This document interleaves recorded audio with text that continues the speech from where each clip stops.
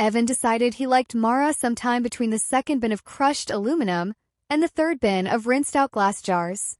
They were part of the same weekend recycling group, a program run out of an old farmhouse at the edge of town.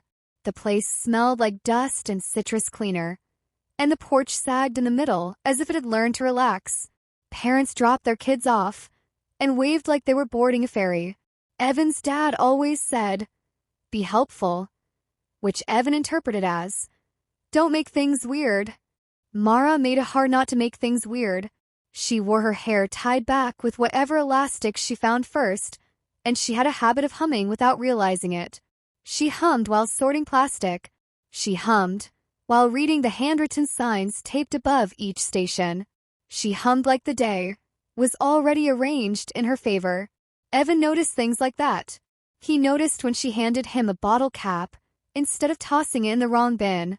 He noticed when she said his name like she meant it, even though she said everyone's name like that. He noticed that she chose the bin next to him twice in one morning, which had to mean something, right? "Hey," she said, nudging a cardboard box toward him with her foot. "You want to break this one down?" Sure, Evan thought. Or maybe she's just being efficient. He broke down the box. She hummed. Later, when they took a break on the farmhouse steps, Mara offered him half of her orange. She peeled it carefully, splitting it into clean halves. "You can have the better side," she said. Evan took the half she handed him and stared at it like it might explain things. Was there a better side? Had she decided which was better? Had she chosen it for him? He decided not to read too much into it. He always read too much into things. The extraordinary scenarios started quietly, the way most unusual things do. The first one happened the next weekend, when the recycling center's conveyor belt jammed, and a supervisor decided they needed to move everything by hand. A truck backed up wrong and clipped a stack of bins, which tipped like dominoes. Evan jumped back, tripped, and twisted his leg in a way that made the world narrow. He didn't scream. He just sat down hard and tried to breathe. Mara was there instantly, crouching in front of him. "Don't move," she said, calm and focused. "I'll get help." She held his hand while they waited, her thumb resting lightly on his knuckles. Evan stared at the ceiling lights and wondered if this was what people meant when they talked about signs. The next thing he knew, he was in a leg surgery room that smelled like antiseptic and something faintly sweet. The surgeon explained things slowly, like Evan was a little younger than he was, which Evan appreciated. His leg would be fine. It just needed a simple procedure and a brace. Mara stood at the foot of the bed in a paper gown, rocking slightly on her heels. "I can stay," she said. "If you want." "I mean," Evan said, trying to sound casual, "if you don't have somewhere else to be." She smiled. "I don't." She stayed. She asked questions the nurse seemed impressed by. She made a joke about the hospital socks being fashion-forward.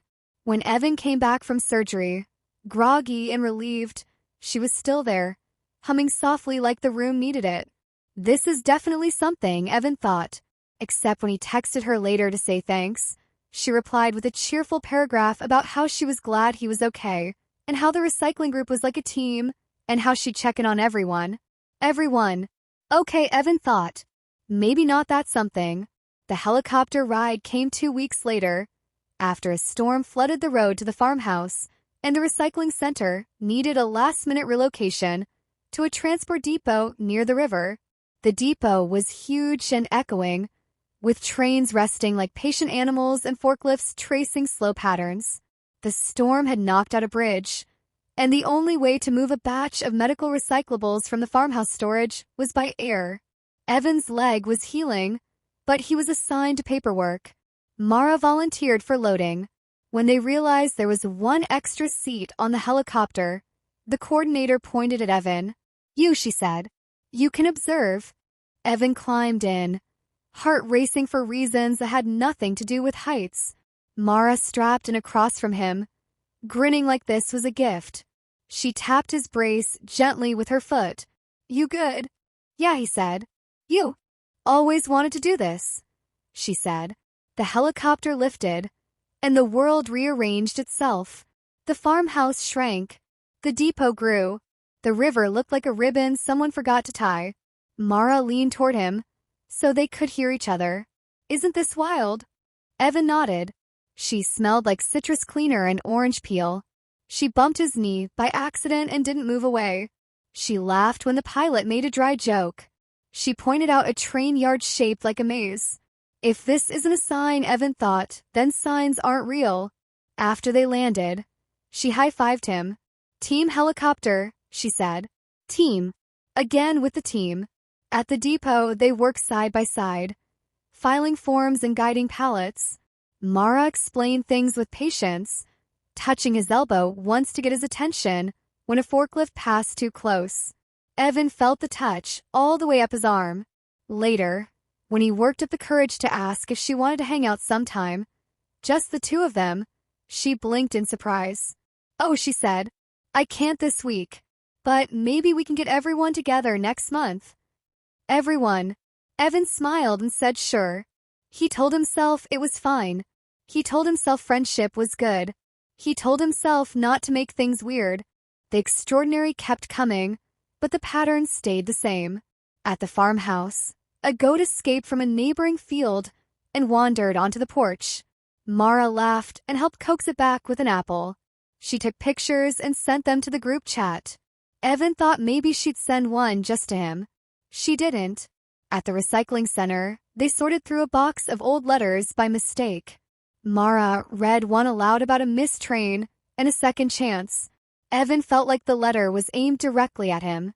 Mara just smiled and said, people were dramatic back then. At the depot, a train stalled and everyone had to wait. Mara sat beside him on a concrete step and shared pretzels. She rested her head back against the wall and closed her eyes for a minute. You're easy to be around, she said, opening one eye. You know that. Evan's heart tried to leave his body. Thanks. She nodded like she'd said something obvious. Eventually, Evan stopped collecting moments and started collecting evidence against himself. If she liked him, she would say so. If she wanted more, she would make it clear. All these things he'd been counting felt obvious now, in a different way. She was kind. She was present. She treated people well.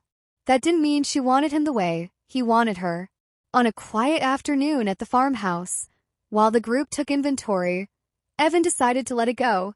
They stood in the kitchen, sunlight on the counter, jars lined up like a small city. Mara handed him a clipboard. You okay? She asked. You've been quiet. Yeah, he said. Just thinking. She waited, giving him space. I'm glad we're friends, he said. He meant it. It felt like choosing a steady ground after a lot of guessing. Mara smiled, relieved. Me too. And Evan felt something loosen inside him. The mystery resolved, or so he thought. He focused on the work. He healed. He laughed when things went wrong. He stopped looking for signs. 2 weeks later, at the transport depot, the coordinator announced a break. People scattered. Evan sat on a bench and checked his phone. Mara sat beside him, quiet for once. She twisted the elastic in her hair around her finger.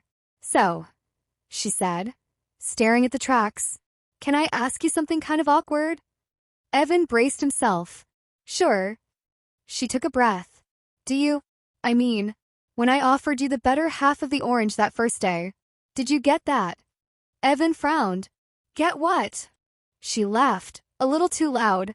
Okay. This is embarrassing. She turned to face him, cheeks pink. I thought I was being obvious. Like the hand-holding, the staying at the hospital, the helicopter thing. I was trying so hard not to mess it up that I think I messed it up. Evan stared at her. The depot hummed. A train rolled past slowly. You like me? He asked very carefully. She nodded. Yeah, I do.